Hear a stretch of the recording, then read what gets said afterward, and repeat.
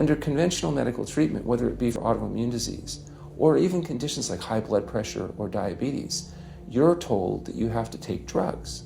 And not just for a week or a month or a year. You're told you have to take drugs forever. You're guaranteed that if you follow your doctor's advice, you'll be sick forever. You'll never get well. That's the guarantee. Because the strategies are all about manipulating the symptoms, not dealing with the underlying cause. You come in with that diagnosis, you get a bunch of pills that have nothing to do with the disease causation, or you get these procedures that have nothing to do with disease causation. It's a deception to say this pill will help you unclog your arteries, this one will save you from a stroke. No, it doesn't. The people who take the statins, etc., they still get their heart attacks, they still get their strokes. This does not reverse disease. This does not make plaques smaller. This is a fraud of massive proportions. In the U.S., treating chronic disease such as heart disease, cancer, and diabetes is a $1.5 trillion industry. That's the GDP equivalent of the 10th richest country in the world.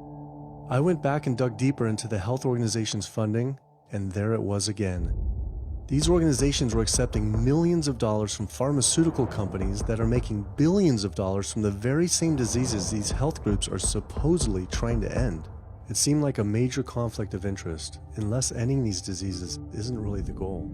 The pharmaceutical industry spends more money on lobbying than any other single industry. Just like animal agriculture, they are so powerful they write their own laws that have had activists in prison to silence them.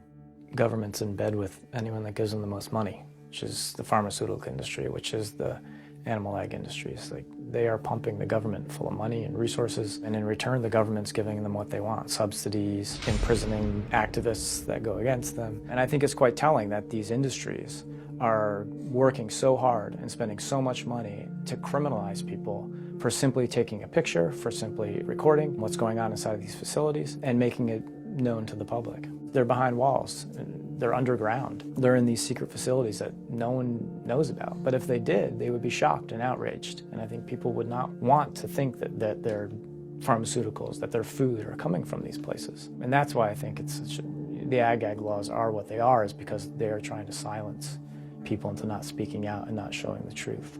You're treating diseases with drugs. You know, there's one drug you take for cholesterol, a different class of drugs you take for high blood pressure, different class of drugs you take for diabetes.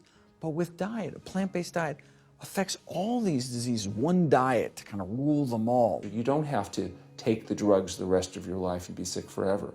What you can do is live in such a way that it gives the body a chance to heal itself. We took 174 consecutive patients with high blood pressure, and 174 people were able to lower their blood pressure enough to eliminate the need for medication. If this information had been around since the 1940s, why don't all doctors know this? We're not taught about the power of food in medical school. No one is taught that the changes that we make with our diet are probably the single most powerful thing we can do to determine our destiny. It trumps our genetics. Why isn't your doctor telling this?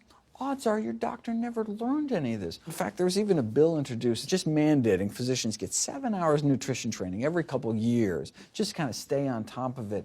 And who came out against that?